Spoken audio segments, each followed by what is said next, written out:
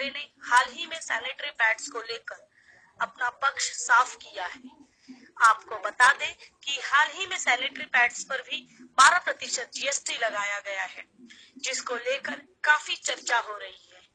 Sanitary pads पर लगे GST के खिलाफ आवाज उठाई है और इसे खत्म करने की बात कही है शालिनी ठाकरे ने। इसी सिलसिले में उन्होंने वित्त मंत्री अरुण जेटली से मुलाकात कर उनसे टैक्स में छूट देने की मांग की है।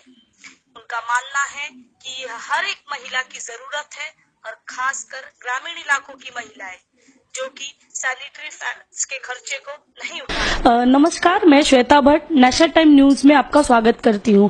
आज मैं आपको ऐसी शख्सियत से रूबरू कराना चाहती हूं जो कि महाराष्ट्र नवनिर्माण सेना की जनरल सेक्रेटरी हैं और हाल ही में जो सैनिटरी नैपकिन के ऊपर सरकार ने 12% जीएसटी लागू करने की बात कही है, उसी सिलसिले में हम शालिनी ठाकरे जी जो कि वित्त मंत्री अरुण जेटली से उन्होंने मुलाकात की इस सैनिटरी नैपकिन को पे लगे 12% टैक्स को हटाने जीएसटी हटाने की।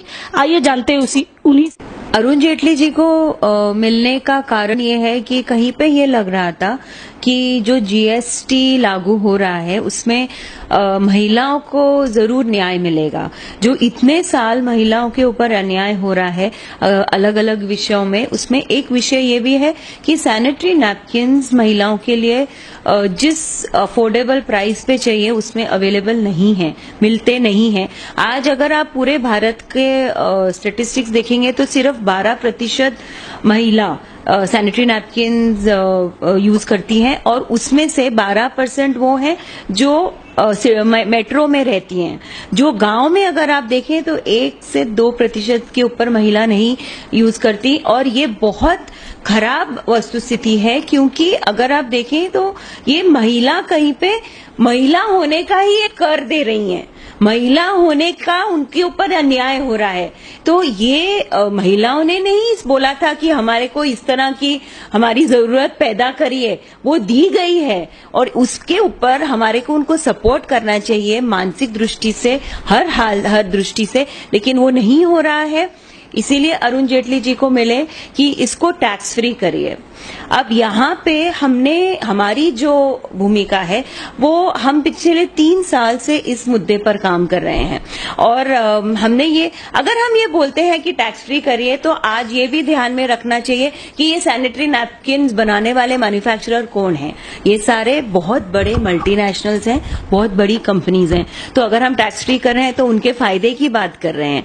तो यहाँ के जो हमारे भारत के मैन्युफैक्चरर्स हैं जो इसमें काम कर रहे हैं उनके लिए आप टैक्स फ्री करिए। और दूसरा बहुत बड़ा इशू है वो है कि महिलाओं को बहुत शर्म आती है कि वो एक बार अगर यूज करते हैं तो वो हम उसको फेंकें कहाँ, हम उससे करें क्या, क्योंकि आज भी ये बहुत एक मानसिक दृष्टि से बहुत सेंसिटिव मुद्दा है।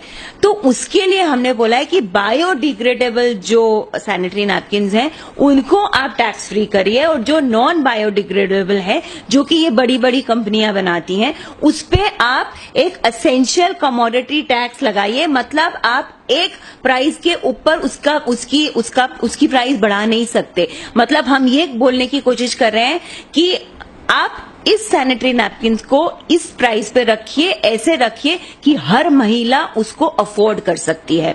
आज बहुत अच्छे गाइडलाइंस आते हैं, नेशनल मेंस्ट्रुअल हाइजीन के ऊपर गाइडलाइंस दिए हैं, मोदी सरकार ने दिए हैं, पहले की सरकार ने दिए हैं, लेकिन ये अवेयरनेस करने का कोई फायदा नहीं है अगर आपका प्रोडक्ट वो महिला जाकर खरीद नहीं सकती। जब तक आप उसको ऐसे प्राइस में नहीं रखेंगे कि महिला जाकर वो खरीद सकती है, तब तक कोई भी योजना, कोई भी अवेयरनेस प्रोग्राम काम नहीं करेगा। मतलब आज महिलाओं को न्याय देने की जरूरत है, उनको सैनिटरी नैपकिन्स ऐसे प्राइस में दीजिए जो महिला वहां पे खरीदी कर सके। मैडम, नरेंद्र मोदी जी महिला वुमेन एम्पावरमेंट की बात करते हैं और दूसरी तरफ इस तरह का जीएसटी टैक्स लगा के क्या उम्मीद कर जाते हैं? ऐसा है कि महिलाओं का जब विषय आता है तो वो एक इलेक्शन का मुद्दा सिर्फ माना जाता है। आज आप पहली वाली सरकार देखिए, इतने साल सरकार ने राज किया है।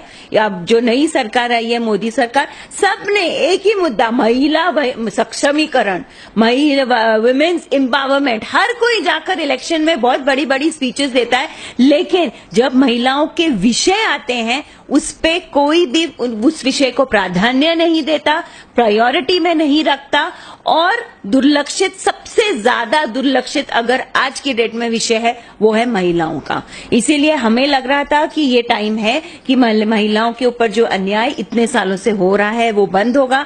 आज भी ऐसा चित्र नहीं दिख रहा। हम अपेक्षा ये करते हैं कि जेटली जी इस पे जरूर ध्यान देंगे। जो कि उन्होंने बोला है उसमें उन्होंने हमारे को बहुत अच्छी तरह से आश्वासन दिया था कि ये बहुत गंभीर विषय है और इस पे जो हम कर सकते हैं हम करेंगे। बस ये आश्वासन बन के ना रह जाए, उस पे कुछ आगे जरूर कुछ होगा, ऐसी हम अपेक्षा करते हैं। नहीं होगा तो महिला रास्ते पर उतर सकती हैं, बस यही बोलूंगी। जो बुलंदशहर में आप जानते हैं रेप हुआ, जो फैमिली आ रही थी, कोई कारोबार मतलब जो व्यापारी फैमिली थी, तो उसमें तो अभी तो पुलिस ने उनके मतलब जो रेपिस्टों को तो पकड़ा नहीं है, बट उनकी जो 3 जो महिलाएं थी, अभी आप देख सकते हैं न्यूज में दिखाया कि उन्होंने आत्महत्या कर ली। तो उसके ऊपर आपका क्या कहना है? वो भी तो एक महिला का ही मुद्दा है। तो महिलाओं का जो सुरक्षा का मुद्दा है वो हम देख रहे हैं कि निर्भय कांड से आज निर्भय में पूरा ओपन एंड शट केस था। 5 साल लगे आरोपियों को शिक्षा देने के लिए। ये आपकी अहमियत है महिलाओं की सुरक्षा के बारे में। आज क्राइम, महिलाओं के अगेंस्ट जो क्राइम है वो बढ़ता जा रहा है, अन्याय महिलाओं के ऊपर बढ़ता जा रहा है। उस पे कोई भी सकारात्मक एक जो भावना होती है, भूमिका होती है, वो नहीं ली गई है किसी भी सरकार ने।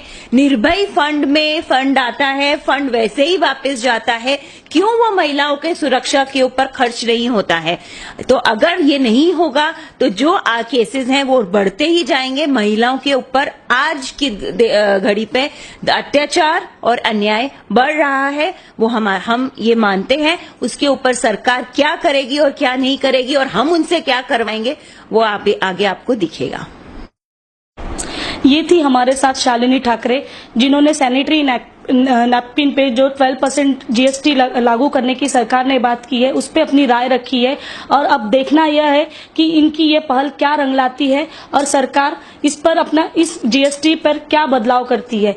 वीडियो जर्नलिस्ट राहुल दुबे के साथ Shweta Bhatt, national time news, Mumbai.